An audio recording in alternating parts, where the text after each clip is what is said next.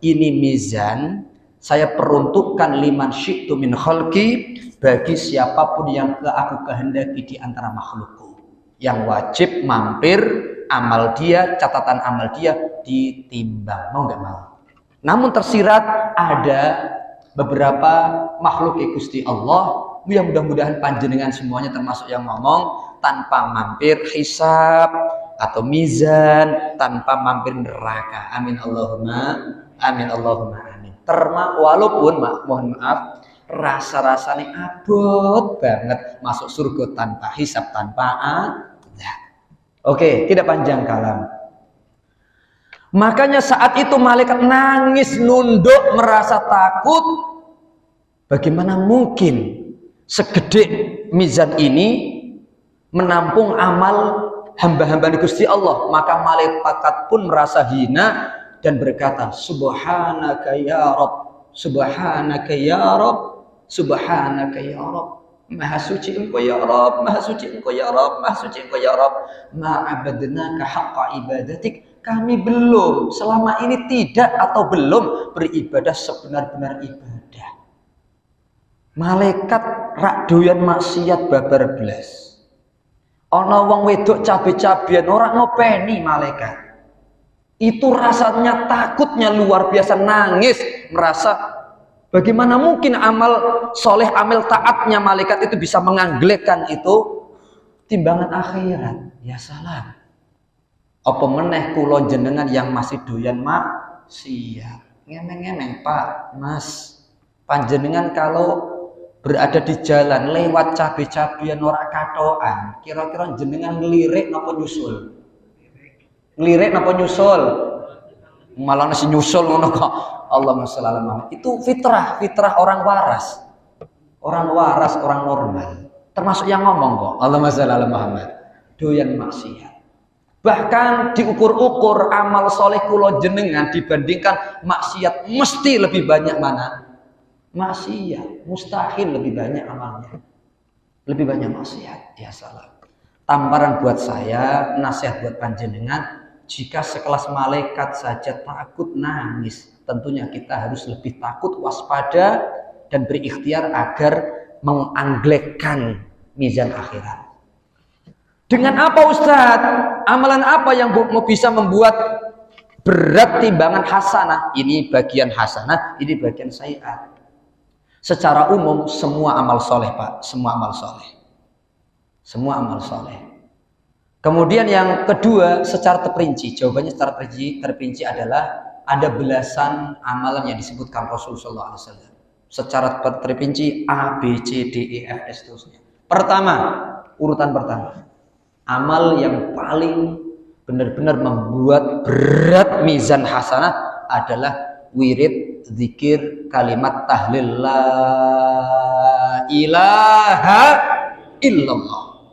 Sepakat para alim ulama, tidak ada yang menandingi zikir itu. Kita masuk Islam, la ilaha illallah.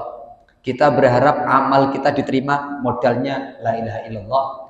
Mati akhirnya pun kita berharap la ilaha illallah. Walaupun ahli maksiat bajingan tengek, ujung-ujungnya la ilaha illallah, harapan masuk surga.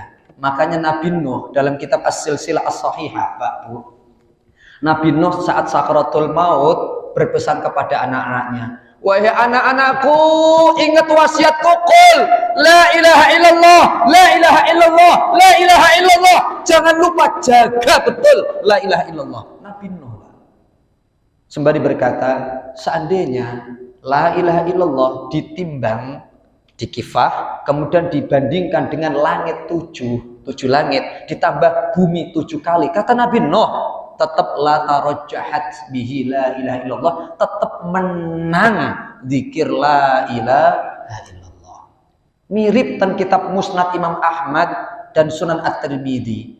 Dua perawi hadis ini sama meriwayatkan hadis yang sama dengan sanad Sayyidina Abdullah ibnu Amr ibn al-As radhiyallahu anhuma.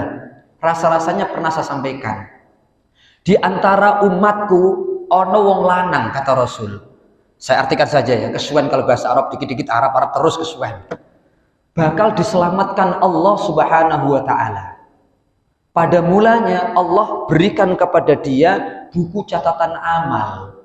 99 lembar. Ada yang mengartikan 99 catatan amal atau buku. Kalimatnya sih tis'an wa tis'ina sijillah, kalimat Rasul. Dan wa kullu sijillatin mislu maddil basar. Sedangkan satu lembar saja catatan amal orang tersebut adalah bacaannya, halamannya maddal basar, sejauh mata memandang. Hadis sahih ini, Pak. Berarti kira-kira buku catatan itu cile apa gede? Gede. Makanya dalam 3 ayat terakhir surah Al-Qamar, wa kullu shaghir wa kabir mustatar. Cilik gede amal kula jenengan tercatat kabeh. Enggak ada yang tidak. Detail tel. Makanya butuh catatan amal yang raksasa.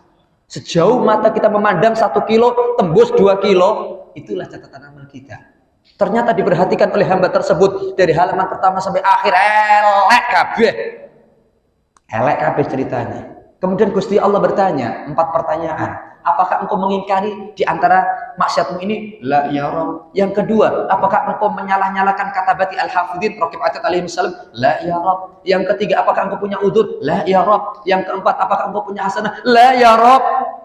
Tipe orang enggak ngeyel. Mudah-mudahan panjenengan seperti itu. Karena disumpah oleh Rasul, nanti banyak manusia yang ngeyel saat hisab di hadapan Allah Subhanahu wa taala. Mudah-mudahan kula jenengan tipe orang yang pasrah, enggak ngeyel sama Allah. Ternyata Bapak Ibu, kamu punya hasanah wahai hambaku, kata Allah. Hasanah wahai malaikat, keluarkan bitokoh kertas tertulis la ilaha illallah. Riwayat yang lain sama-sama perawinya adalah asyhadu an la ilaha illallah wa asyhadu anna muhammadar rasulullah. Ini hasanahmu. Apa manfaatnya satu kertas ini tertulis la ilaha illallah dibandingkan berjilid-jilid isinya elek kabeh. Uhduru. Riwayat yang lain, uhdur, hadir, perhatikanlah mizanmu, kata Allah. Bima makna, perhatikan mizanmu. Wahai malaikat, taruh itu catatan sijilat maksiat di kifah yang satu sayiat, kemudian kertas la ilaha illallah di kifah yang bagian hasanah. Perhatikan wahai hambaku, ternyata angglek ke bawah bagian kalimat la ilaha illallah. Sedangkan Rasul mengatakan fatoshat mizan sayiat, ngambang ke atas bagian mizan kifah yang watoshat kifatu atau kafatu as-sayiat, bagian sayiat ngambang. Ini loh bukti bahwa wiridan la ilaha illallah jangan pernah disepelekan. Kalau antum gabung tasawuf thariqah yang syadiliyah atau syadaliyah, kewajiban anggota itu termasuk la ilaha illallah, la ilaha illallah Muhammadur Rasulullah, la ilaha illallah Muhammadur Rasulullah, la ilaha illallah Muhammadur Rasulullah. Itu sesuatu yang makanan wajib tiap hari pokoknya. Allahumma shalli ala Muhammad. Saya berharap jangan sepelekan, dan mulai sekarang wiridan yang perlu kita dawamkan adalah la ilaha illallah, la ilaha illallah. Saat sepi maupun rame, saat jalan kaki, naik kendaraan, atau udah wiridan la ilaha illallah, la ilaha illallah, la ilaha illallah. Apa rahasianya? Kenapa la ilaha illallah begitu agung pahalanya sampai mengalahkan timbangan berat langit 7 kali, bumi 7 kali? Kenapa? Jawabannya ada pada kalimat akhirnya Rasulullah SAW. Wa anna yusaqqalu atau yathqulu syai'un ma'asmillah. Bagaimana mungkin sesuatu dibuat berat kalau ditimbang dibandingkan dengan asmane Gusti Allah? Itu loh yang membuat sangat berat pahalanya adalah kalimat Allah. Alhamdulillah berat Allah. Subhanallah berat Allah. Sallallahu alaihi Muhammad berat Allah. Pak, Bu, jenengan kenal Gus Baha? Kenal apa mboten? Tahu, kenal apa mboten? Tahu doang. Yang aku kenal kapan kenalannya? Oke, Gus Baha dan kiai-kiai yang Nusantara yang lain itu menasihati seperti ini. Ora popo, ora bid'ah. Seseorang berusaha mentalkin, bimbing orang sakaratul maut dengan kalimat Allah, Allah, Allah. Kalau ditanya dalilnya, ya ini tadi hadis riwayat Ahmad, riwayat Imam At-Tirmidzi, sanadnya Abdullah ibn Amr bin As, minimal kalimat Allah itu loh yang membuat berat nilai pahalanya. Oke, loh, talqinkan kata Rasulullah SAW, laqinu mautakum biqauli la ilaha illallah. Talqinkanlah, bimbing orang sakratul maut di antara kalian dengan kalimat la ilaha illallah. Saya jawab, cah cilik pun paham gitu. Anak TK paham.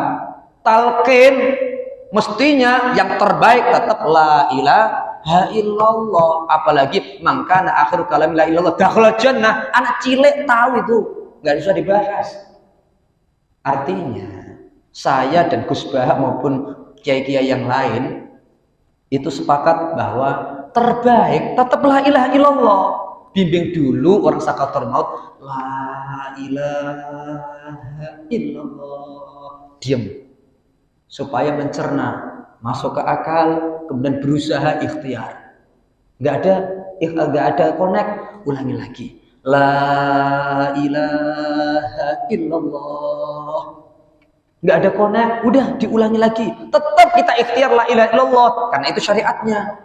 Kemudian kalau kok nggak connect, bolak-balik nggak connect, rasa-rasanya harapannya sangat nggak ada atau tipis sekali, maka seperti yang pernah saya sampaikan, Sayyidina Jabir bin Abdillah dapat nasihat Rasul sebelum wafat, 3 hari sebelum wafat. Hadis muttafaqun alaih. Hei Jabir, la yamutanna ahadukum hatta yuhsina dhanna billah. Ojo sampai mati salah seorang di antara kalian kecuali pastikan di dalam hatinya punya husnudzon kepada Gusti Allah. Gusti Allah Maha mengadab, Gusti Allah Maha Rahman, Maha mengampuni. Tapi khusus sakaratul maut, orang setengah sakaratul maut, pastikan bujuk, bimbing dia, ceritakan tentang rahmat Allah, maghfirah Allah, daripada ngancem, bro sampai dosa muake lo, hati-hati, jangan. Paham maksud saya, ge? Itu sepakat para alim ulama dalam kitab Ihya Ulumuddin, Imam Al-Ghazali, dalam kitab Tadhkirah Al-Qurtubi. Orang sehat dianjurkan roja dan khauf, imbang. Berharap rahmat Allah, takut murkanya Allah. Tapi khusus yang muhtadir, orang sakaratul maut, jangan imbang. Harus lebih dominan. Pastikan dia terus motivasi agar mengharapkan rahmat Allah. Meyakini rahmat Allah lebih luas daripada adabnya. Bisa dipahami Bapak Ibu? Oke. Ternyata betul, 53 kali lebih itu mendampingi sakaratul maut. Kalau sudah ditalkin bolak-balik hampir 1 jam, orang anak konek babar belas. Akhirnya saya pun membisikkan, rahmat Allah itu luas, Mbak. Ingat Allah itu Maha Pengampun. Bahkan kata Rasulullah SAW, seandainya ada satu keinginan godopnya Gusti Allah, maka 99 itulah rahmati Gusti Allah. Khusus umati Rasul. Apa yang terjadi, Pak? Saat saya talqin nggak connect sama sekali. Saat saya jejeli terus bisikan jelas dalam telinga kanannya orang sakaratul maut, puluhan orang tadi, lewer air mata, masih connect. Dan kemudian 1 jam ada yang wafat, 2 jam ada yang wafat, 3 jam ada yang wafat. Setelah connect, kita berharap husnudzon kepada Allah. Bapak Ibu mati Allah, di antara tengah-tengah nggak ada harapan untuk la ilaha illallah, apalagi kalau sedang asma, khawatir, menggak malah kayak Fir'aun dalam surah Yunus, la ilaha, mati khawatirnya. Maka disitulah daruratnya Allah. Minimal kalimat terakhir adalah lafdzul jalalah, karena seandainya ditimbang itu tetap mendapatkan pahala yang berat. Bisa dipahami Bapak Ibu? Oke, manggo awas ora paham. Allahumma shalli ala Muhammad. Baru 1 amalan. Yang kedua, dalam hadis muttafaqun alaih, sanadnya Abu Hurairah radhiyallahu anhu, Rasul menyampaikan at-tuhuru syatrul iman. Suci, bersih, rapi, jenengan suka nyetrika, suka nyuci, masjid ini pokoknya dijaga kebersihan, itu adalah wujud bagian daripada bukti bagian iman seseorang kepada Gusti Allah. Orang kok nggak jaga kebersihan, dipertanyakan imannya kepada Allah. Setelah itu, walhamdulillah tamla'ul mizan. Wirid alhamdulillah benar-benar mampu memenuhi mizan orang mukmin kita semuanya. Itu yang kedua, amalan yang kedua. Tolong diingat, nanti ada pertanyaan yang nggak bisa jawab, awas push up 100 kali insyaallah. Yang kedua, syukur-syukur sebelum alhamdulillah ditambahi subhanallah, baru alhamdulillah atau walhamdulillah. Maka di samping memberatkan kafah hasanah orang mukmin di surga nanti, mizan fi mizan orang mukmin, maka tamla'u au tamla'ani ma bainas sama'i wal ard, pahalane subhanallah alhamdulillah ditambah, berarti memenuhi nyundul langit dunia dan nyundul nempel ke permukaan dunia. Oke, selanjutnya ditambah lagi yang keempat, kalimatani khafifatani 'alal lisan, saqilatani fil mizan, habibatani ilar rahman. Dua kalimat ringan di lidah, sangat memberatkan mizan. Disebut Rasul memberatkan mizan, sangat dicintai oleh Allah yang Maha Rahman, yaitu subhanallah wa bihamdihi subhanallahil azim. Riwayat Muslim. Riwayat Bukhari lebih banyak kebalik, subhanallahil azim, subhanallah wa bihamdihi. Sing bener mana podo wae, alias de sami mawon. Panjenengan pakai subhanallah azim, subhanallah bihamdi, monggo. Subhanallah bihamdi, subhanallah azim, monggo. Dua-duanya sangat memberatkan timbangan akhirat. Yang ke berapa? 5. Syukur-syukur juga diamalkan tasbih versi Kanjeng Rasul sallallahu alaihi wasallam yang beliau ajarkan kepada Siti Juwairiyah. Wahai Siti Juwairiyah, ada 4 kalimat. Engkau ulangi salah samarot 3 kali, maka pahalane lebih gede daripada gunung sak gede-gede gunung. Dimanai oleh para alim ulama, pahala gede itulah yang memberatkan mizan akhirat. Termasuk Syekh Sudes, Profesor Dr. Abdurrahman Sudes, ketika membahas amalan-amalan yang memberatkan timbangan akhirat, tidak lupa yang namanya zikir subhanallahi wa bihamdihi adada khalqihi wa ridha nafsihi wa zinata arshihi wa midada kalimatihi. Pernah hafal Bapak Ibu? 3 kali, mungkin bisa diulangi lagi 2 kali lagi. Subhanallah wa bihamdihi adada khalqihi wa ridha nafsihi wa zinata arshihi wa midada kalimatihi. Sekali lagi, subhanallahi wa bihamdihi adada khalqihi wa ridha nafsihi wa zinata arshihi wa midada kalimatihi. Ini ada dalam kitab hadis Musnad Ahmad, kitab hadis tertebal nomor 1 di dunia. Kemudian apalagi yang ke-6, wahai Ali, ya naon Kanjeng Rasul? Wahai Abdullah ibn Amr radhiyallahu anhuma, ayat naon Kanjeng Rasul? 2 sahabat yang meriwayatkan hadis yang sama. Sungguh ada 2 amalan, tak kandani, ada 2 amalan. 2 amalan ini la yuhafidhu alaihi ma 'abdun mu'min illa dakhala jannah. Orang seorang hamba mukmin atau mukminah mau muhafadzah. Kalimat Rasul muhafadzah. Bedakan hafidhah apal, beda dengan hafadzah. Apal dan dirawat hafalannya. Alias mendawamkan. Ono 2 amalan. Siapapun hamba mukmin mukminah mau mendawamkan 2 amalan itu, illa kecuali dakhala, sudah masuk surga orang itu. Loh, kalimatnya kok sudah? Padahal mati aja belum, kiamat saja belum. Itu menunjukkan, kata Imam Ibnu Katsir, Al-Qurtubi, pasti atau kemungkinan besar sekali atau lazimnya orang itu bakal masuk surga jika bisa mendawamkan 2 amalan ini. Wa huma yasir, kata Rasul, padahal keduanya itu ringan sekali. Walakinna man 'amila bihima qalil, akan tetapi yang mengamalkan pasti diikrarkan oleh Rasul sedikit orangnya. Pasti sedikit orangnya. Walaupun sepele. Coba cek saya, jenengan, apakah termasuk yang qalil yang sudah mengamalkan ini, mendawamkan ini atau belum? Cek saja. Yang pertama, ar-yusabbihar rajulu 'asharan fi duburi kulli sholatin maktubah.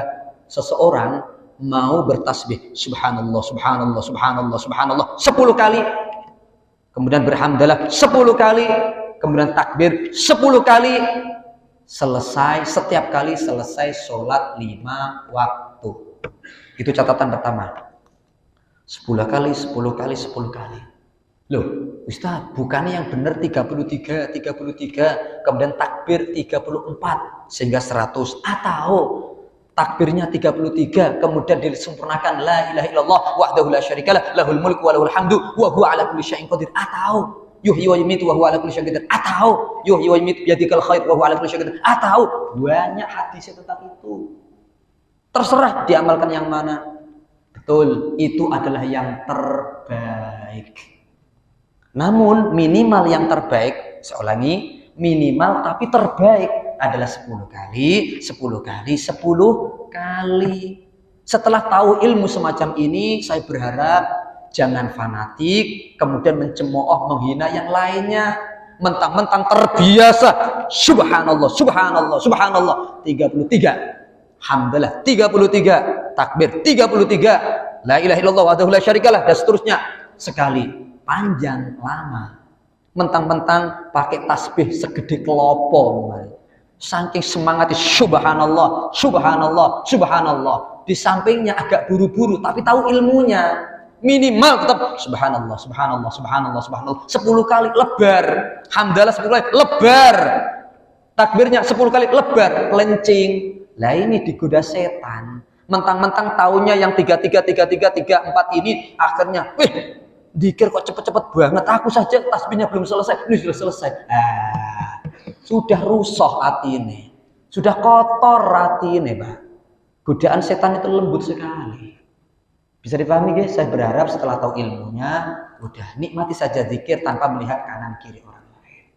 Ini manggu-manggu, awas paham ini. Ini boleh diminum atau tidak, jamaah? Oke, syukur. Khawatirnya pajangan doang ini. Monggo aja. Monggo dilihat. Bismillah. Alhamdulillah. Mohon maaf memang modelnya ustadznya seperti ini, agak kasar-kasar gimana, karena yang menang bukan makhluk halus tadi ya. Oke, yang kedua apa ya Rasulullah? Amalan ringan, tapi pasti yang mengamalkan sedikit. Sudah diikrarkan Rasul. Yang kedua, yaitu ketika salah seorang dari kalian akhadha matja'ahu, hendak tidur, hendak istirahat, mau bertasbih 33 kali, tahmid hamdalah 33 kali, jangan salah data, jangan salah riwayat, takbir 34 kali, 33, 34 sebelum tidur. Ustaz, selama ini kan bismillahirrahmanirrahim, bismika Allahumma amutu wa ahya. Dalam hadis Bukhari, amutu dulu baru wa ahya. Hadis Bukhari. Selama ini yang belum tahu mungkin ahya wa amut menuai. Padahal dalam hadis sahih Bukhari adalah amutu wa ahya. Kemudian turu. Nah, itu kan kemarin naik kelas lah, tambahi tabarok. Seperti cerita Siti Aisyah, Rasul baca tabarok. Juga Jabir bin Abdillah, tambahi al-kafirun, al-hakumut takasur, al-ikhlas 3 kali, al-falaq 3 kali, an-nas 3 kali, kemudian ayat kursi, kemudian Allahumma aslamtu nafsi ilaika wa wajjahtu wajhi ilaika wa fawwadtu amri ilaika wa alja'tu dhahri ilaika raghbatan wa rahbatan la malja wa la manja minka illa ilaika amantu bi kitabika alladhi anzalta wa bi nabiyyika alladhi arsalta. Siapapun yang tidur sebelumnya dalam keadaan suci dan baca itu kok mati, dakhalal jannah, orang itu masuk surga. Amin Allahumma. Banyak wiridane kanjeng Rasul sebelum tidur, termasuk bismillahilladzi la yadurru ma'a ismihi syai'un fil ardi wal sama' wa huwas samiul alim 3 kali. Termasuk ya Rasulullah, ya naon menapa? Seorang ayah pagi-pagi nanya sama kanjeng Rasul, curhat. Semalam aku dientop kalau jengking ya Rasulullah. Kalau jengking, bukan hanya kalau jengking, kelabang, kecoa, cekoa, masuk ke kamarku kabeh. Apalagi kita musim penghujan, Pak. Kemudian Rasulullah tersenyum dan menasihati. Lah kenapa? Mengapa sampean wahai Bapak sebelum tidur turu baca 3 kali? Dalam kitab ad-du'a atau Tabrani 3 kali. Riwayat yang lain sekali. Paling afdal 3 kali. Apa itu? A'udzu bikalimatillahi tammati min syarri ma khalaq. 3 kali dijamin binatang-binatang seperti itu termasuk ular ora bakal masuk ke rumah panjenengan. Kita sepele, ajari diri kita, istri kita, suami kita, anak-anak, yuk bareng-bareng. Loh, anak kula niku Pak, alhamdulillah, minimal 20 sampai 30 menit sebelum tidur wiridan itu hampir setengah jam. Baca deres termasuk niku. Sampai akhirnya apal cilik-cilik ini. Alhamdulillah, ini tahadus bin nikmah. Kemudian ngemeng-ngemeng, Bapak Ibu sudah mengamalkan enggak yang itu berarti selama ini? Kan Rasulullah bersumpah, mesti yang mengamalkan, mendawamkan loh, bukan hanya sekedar mengamalkan besok enggak, mendawamkan jumlah sidik. Padahal sepele tapi masuk surga insya Allah. Kira-kira jujur kacang hijau, jenengan sudah mengamalkan, mendawamkan atau belum? Alhamdulillah belum. Allahumma sholli ala Muhammad. Ya Rasulullah, sahabat nanya, itu kan sepele. Iya betul. Kenapa engkau sumpah yang mengamalkan pasti sedikit orangnya? Ya pasti sedikit. Rasulullah menjelaskan, ya'ti ahadakum syaitan fi sholati. Seseorang saat sholat, hendak sholat, tengah sholat, selesai sholat loh, setan demi setan, wis pokoknya goda, bisik-bisik terus. Jenengan ngerasa nggak Pak? Belum juga sholat, pikirannya kemana-mana. Tengah sholat kemana-mana. Selesai sholat, pikiran kemana-mana. Ngalami atau tidak? Sering atau jarang? Loh malah sering. Ya salam. Malah la haula wala quwata illa billah. Itu setan Mbak, lembut sekali godaannya. Kemudian Rasulullah menyampaikan, ternyata wa yudzakiruhu hajatan qabla an yaqulaha. Itu orang dielingke setan, hajatmu ini loh A B C D, mumet nok ngene. Akhirnya buru-buru setelah assalamualaikum warahmatullah, belum juga yang kedua pelencing langsung, pikirannya sudah kemana-mana. Ngalami atau tidak? Bahkan umpamane pikirane jenengan mungkin atau sebagian jenengan zikir sambil jalan insyaallah bisa subhanallah 10 kali, hamdalah 10 kali, takbir 10 kali, niate seperti itu. Ini yang disabdakan dawam loh ya, bukan hanya damtek mengamalkan besok enggak, mendawamkan.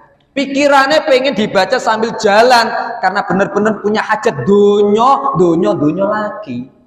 Ono wae godaane setan kok, lembut kok. Baru juga keluar sampai halaman Masjid Al Hidayah, belum selesai tasbih, subhanallah. Assalamualaikum, Bro. Waalaikumsalam warahmatullah. Piye kabare? Lali dikire. Nggih napa nggih? Jenengan ngalami atau tidak? Malah aku banget. Ya salam. Ini setan, Mbak.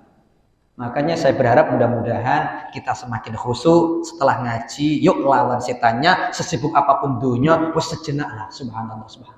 Seandainya ada taklim, imamnya agak cepet, memang karena terbatas, ya panjenengan tetap minimal tadi dikit sendiri subhanallah, alhamdulillah, tetap. Setelah tahu ilmunya, alhamdulillah. Karena jamnya sudah mangguk-mangguk, tak anggap lebar. Sedangkan yang masalah tidur, ya'ti ahadakum fi manamihi. Ketika hendak tidur, didatangi setan. Kulo jenengan anak-anak datangi setan, Mbak.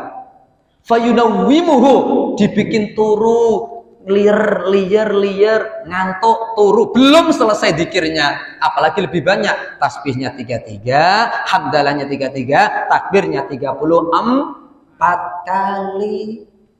Hadis yang sahih Ahmad, masya Allah, kita isi semangat, megang tasbih segede kelopo, subhanallah, malah subhanallah Sulastri Sudarmi malah berubah, langsung ngantuk turu. Saya enggak nyindir jenengan, hanya mengepaskan wajah-wajah jenengan. Allahumma sholli ala Muhammad. Masih ada berapa waktu, Ustaz? 10 jam. Alhamdulillah. Mudah-mudahan bisa diserap. Yang ketujuh, Rasul sallallahu alaihi wasallam, hadis riwayat An-Nasa'i. Bah. Orang Arab artinya wow. 5 perkara ma'athqalahunna fil mizan. Betapa sangat bisa memberatkan mizan. Itu 5 hal. Disebut mizan dan memberatkan. 5 hal itu apa ya Rasulullah? La ilaha illallah, subhanallah, alhamdulillah, Allahu akbar. 4. Ini hadis menguatkan poin-poin yang sudah tadi di awal. Yang kelima apa? Wa waladun salihun yutawaffa fayahtasibuhu walidah, yang artinya Ada seorang anak yang soleh wafat, lalu kedua orang tuanya sabar dan berharap ridho pahalane Gusti Allah. Sabare wong tua, ditinggal mati anak apik soleh, itu loh urutan yang kelima, sangat-sangat memberatkan mizan akhirat. Saya berharap seandainya ada anak yang jenengan eman-eman diwafatkan oleh Allah, mudah-mudahan mampu mengucapkan alhamdulillah ala kulli hal, baru inna lillahi wa inna ilaihi raji'un. Mudah-mudahan bisa mampu seperti itu. Kemudian yang keberapa lagi? Wah, berah pokoknya. Yang ke-8, mbok hitungi dhewe nggih. Yang ke-8. Ma min syai'in asqalu fi mizanil mu'mini min khuluqin hasanin, rawahu at-Tirmidzi. Ora ana sesuatu yang lebih memberatkan mizane orang mukmin. Kalimatnya diperinci, mizannya seorang mukmin yang menandingi khuluqin hasanin, akhlak yang bagus. Akhlaknya bagus apa? Semua akhlak yang bagus, apapun, birrul walidain, termasuk walau antal qali akhika biwajhin talqin, rawahul Bukhari wa Muslim. Walaupun akhlak itu nampak sepele, apa itu? Yaitu engkau saat ketemu jamaah yang lain, teman, kerabat, tetangga, dengan wajah yang sumringah, tidak menunjukkan wajah yang benci, wajah yang radikal, mirip wajah sunnah Rasul sallallahu alaihi wasallam. Wahai Jabir bin Samurah, engkau kan sering melihat wajahnya Rasul. Pertanyaan para tabi'in, pengen tahu wajah Rasulullah kayak apa? Akana wajhun Nabi sallallahu alaihi wasallam kasaif? Apakah wajahnya Kanjeng Rasul sallallahu alaihi wasallam itu seperti pedang? Maknanya pedang itu loro, Pak. Pertama, bentuknya gepeng, baik vertikal maupun horizontal. Apakah gepeng lonjong? Lah, kal qamari mustadiron, bunder, ganteng wajah Rasulullah. Orang ana ceritanya lonjong atau gepeng. Bisa dipahami? Ini yang pertama, wajah Rasulullah. Yang kedua, maknanya kasaif, apakah seperti pedang? Maksudnya, apakah wajah Rasul itu nampak ekstrim? Nampak temperamental, nampak medeni wong. Orang lihat itu orang adem babar belas, malah takut. La kasyamsi wal qamar mustadiron. Sungguh Rasulullah wajah bercahaya, dengan kata lain adem. Orang yang lihat wajah Rasul itu ayem, utang ra inget insyaallah. Kalau melihat wajah Rasul SAW, ini wajah sunnah. Bu, alhamdulillah masih panjang umur, Pak. Jenengan kira-kira kalau melihat bojo garwa sigar nyawa jenengan, kira-kira adem apa benci? Adem apa adem, Bu? Adem, alhamdulillah. Berarti wajah suami jenengan termasuk wajah sunnah, bukan wajah bid'ah. Allahumma sholli ala Muhammad. Paham ra paham karepmu, Bapak? Ini bahasa saya untuk bisa diserap. Kalau panjenengan sama, Pak, ngelihat garwa estri, lihat bojo wedok, rasanya nek banget, benci banget, kayak mak lampir memane. Naudzubillah min dzalik. Oh, berarti ini wajah bojo, wajah yang bid'ah. Karena Rasulullah dari wajahnya saja tersirat ada sebuah sunnah, sebuah akhlak, yaitu sering-seringlah bermuka sumringah, bermuka senyum. Itu saja belum, maaf, yuk ngikuti akhlak Rasul itu banyak. Sekali lagi, akhlak Rasul itu gak ada habis-habisnya kalau dibahas. Itu saja tok deh, coba, itu sudah akhlak. Makanya masih ada waktu nggih? Oke, pokoknya masih terus pokoknya jenengan. Masih ingat gak, Pak? Rasul sallallahu alaihi wasallam saat buang hajat malam-malam dari rumah Siti Aisyah. Siti Aisyah gerayang bangun-bangun, geragap-geragap. Rasulullah di mana suamiku? Paling di tempat janda. Saking cemburunya dikunci rapat itu kunci rumahnya, pintu rumahnya. Balik-balik sudah tertutup. Assalamualaikum. Waalaikumsalam. Cemburu kok. Ibu-ibu paham insyaallah ini perasaan cemburu. Waalaikumsalam. Man fil kharij? Siapa yang di luar? Aku Muhammad. Ya salam. Akhlak atau tidak, Pak? Beliau tidak menjawab aku suamimu. Orang sombong berarti, merasa pengen menang, pengen dihormati. Aku Rasulullah sallallahu alaihi wasallam. Oh, sombong berarti. Rasul tidak seperti itu. Rasul itu cinta sama keluarga, menghargai keluarga. Mungkin menguangkan Siti Aisyah barangkali salah paham, cemburu, sampai ketawaduan beliau tembus tanpa batas. Sungguh aku ini Muhammad. Ya salam. Akhlak atau tidak kira-kira Pak? Rasulullah dengan berjuta-juta akhlak ngajarin. Hal sepele nggak apa-apa. Aku ini Muhammad. Dari mana kamu? Dialog ini kira-kira pintu sudah dibuka atau belum Pak? Belum. Kalau jenengan di posisi Rasulullah kira-kira pintu diapain? Oh, tendang berat. Itu jenengan. Kita akan ngaji yuk ikuti akhlak Rasul dalam rangka memberatkan timbangan akhirat. Dari mana? Buang hajat. Dari mana? Buang hajat demi Allah. Dari buang hajat. Ini Rasul cinta, sabar, tawadhu. Beda kalau panjenengan posisi di luar, nunggu sampai dibuka, nampak-nampaknya bukan karena cinta, sabar, tawadhu, karena apa? Takut karo bojo. Nggih napa nggih? Saya punya murid ratusan polisi, ratusan TNI, itu orang berseragam, wah gagah berani, luar biasa. Galak kalau di luar di jalan itu, Pak. Kalau di depan istri, apalagi istrinya lagi cerewete kayak kenal pot bocor, nyawone koyok-koyok hilang Pak, tinggal di mata ketap-ketip. Allahumma sholli ala Muhammad. Paham maksud saya? Wah luar biasa Pak, bojo itu luar biasa, mengguyang-guyu aku banget itu Ustaz. Oke, akhlak. Rasul Pak. Pernah di Mekah, duduk-duduk bersama para sahabat. Abu Jahal nyelok. Pembantu budak perempuan. Ya naon Abu Jahal. Ini jeruk kuwecut. Lihat yang lain delimo, kuwecut, torpuaitnya luar biasa. Kasih sama Muhammad supaya dia kekejutan nantinya. Kita lihat, kita ledek dari jauh. Diantar itu jeruk. Nah, nampaknya lezat sekali, merah kekuning-kuningan. Diterima Rasulullah, hadiah. Kemudian dicicipi Rasulullah.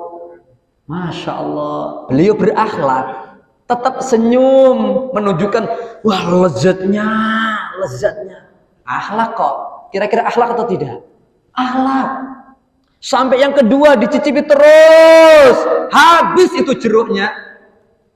Kira-kira kanan kiri di antara sahabat melek atau enggak? Oh, nelen ludah. Apalagi kemecer itu jeruk. Rasulullah tetap seperti itu. Akhlak Rasul. Ditahan, tetap senyum, menunjukkan lezatnya ini buah. Kenapa? Orang yang ngasih hadiah masih di depan mata. Gagal itu Abu Jahal menghina Rasul sallallahu alaihi wasallam karena kemuliaan akhlaknya. Akhlak walaupun kepada orang kafir, Pak. Kemudian setelah pamit itu budak perempuan, Sayyidina Abu Bakar nanya, Rasulullah, tumben amat engkau tidak bagi-bagi. Biasanya selalu bagi kalau ada rezeki atau hadiah. Wahai Abu Bakrin, sungguh aku khawatir jika satu di antara kalian merasakan ini jeruk, la tumsikil hamud, orang bakal tahan kecut pahit hatta tudayya'ah, sehingga engkau bakal menyempitkan hati orang yang ngasih hadiah. Akhlak atau tidak? Akhlak. Panjenengan diparingi banyu, orang yang tahu ilmunya harus wajib diterima. Harus. Kalau tahu ilmunya, sudah ngaji, terima. Terima, diminum atau tidak, itu urusan carry, urusan nanti. Yang penting dipegang dulu. Saya terima ya, akad sedekahnya. Pertama, akhlak Pak. Nyenengin, bikin senyum orang yang ngasih. Barangkali orang pengen sedekah roti, orang patek bejaji rasanya. Tapi mungkin kita nggak tahu betapa perjuangan orang itu untuk bisa bersedekah roti. Terima saja. Pertama, akhlak. Yang kedua, syukur-syukur diniati. Memperlancar sedekah orang lain. Insya Allah dapat pahala sedekah. Syukur-syukur yang ketiga, aku ngalap barokah. Seperti Nabi Ayub. Walaupun sugih nomor wahid. 6 kali lipat sugih dari setelah pasca sakit beliau Nabi Ayub. Itu diuji belalang emas. Dikejar itu belalang emas. Ngap-ngapan setelah dapat ngap-ngapan. Gusti Allah nanya, Ayub, Ya ayat naum Gusti Allah. Alam tusbi minat dunia. Apakah engkau tidak kenyang puas dengan dunia? Jawaban beliau apa? Man yushbi' min barakati ya Rabb. Siapa yang bisa puas dengan berkahmu? Ternyata Nabi Ayub dalam hadis Bukhari ini ngajari kita. Terima saja apapun rezeki itu. Kita tidak melihat airnya. Nabi Ayub tidak melihat emasnya. Karena emas tumpuk-tumpuk di istana beliau. Tapi beliau mengambil barokah. Boleh jadi kita nggak pernah tahu air mana yang terberkah dan yang paling banyak berkahnya yang membuat tambah kita tunduk madep mantep ke Gusti Allah Subhanahu wa taala. Paham ra paham, sing penting mangguk mangguk. Itu saja mungkin di antara belasan yang bisa sampaikan. Baru satu ayat belum selesai nih Ustaz. Enggak apa-apa. Subhanakallahumma wa bihamdika asyhadu an la ilaha illa anta astaghfiruka wa atubu ilaik. Wassalamualaikum warahmatullahi wabarakatuh.